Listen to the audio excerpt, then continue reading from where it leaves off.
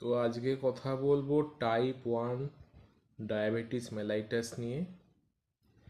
Type 1 diabetes mellitus তখনই হয় যখন প্যানক্রিয়াসের মধ্যে বিটা সেল ক্ষতিগ্রস্ত হয়।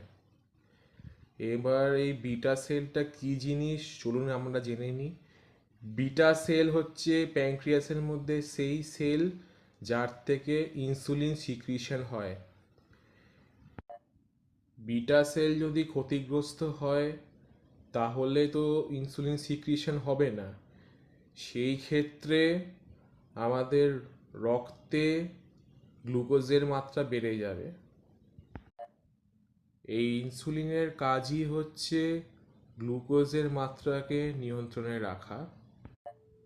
এবার এই বিটা সেল অনেক কারণেই ধ্বংস হতে পারে। তার মধ্যে একটা কারণ হচ্ছে অটোইমিউনিটি, মানে ধরুন আমাদের নিজেদের শরীরের মধ্যেই কোনো অ্যান্টিবডি তৈরি হচ্ছে যেগুলো বিটা সেলকে গিয়ে অ্যাট্যাক করছে, তার জন্য বিটা সেলগুলো ধ্বংস হয়ে যাচ্ছে। 2 নম্বর কারণও হতে পারে কোনো ভাইরাল কজ, যে আপনার কোনো ভাইরাল ইনফেকশন হলো, সেটা থেকে বিটা সেলটা ক্ষতিগ্রস্ত হচ্ছে।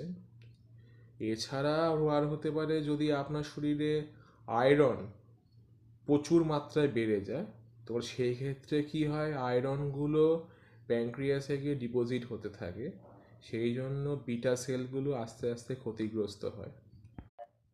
এইসব ক্ষেত্রে আপনারা সব সময় দেখবেন যে আপনাদের শরীরে ব্লাডে গ্লুকোজের মাত্রা বেড়ে গেছে অতিরিক্ত, আর সেই সব ক্ষেত্রে ডায়াবেটিসের সিমটমস আপনাদের দেখা যাবে। ডায়াবেটিসের সিমটমস অথবা ব্লাড গ্লুকোজ যদি আপনার শরীরে বেড়ে থাকে, তাহলে বাড়ির কাছে যে নিকটবর্তী ফিজিশিয়ান আছে তাকে অ্যাজ আর্লি অ্যাজ পসিবল দেখান।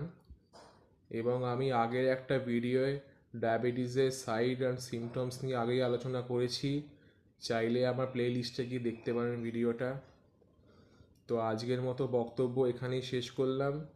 পরে আবারও আসবো ডায়াবেটিস সম্পর্কে আরও কিছু তথ্য নিয়ে।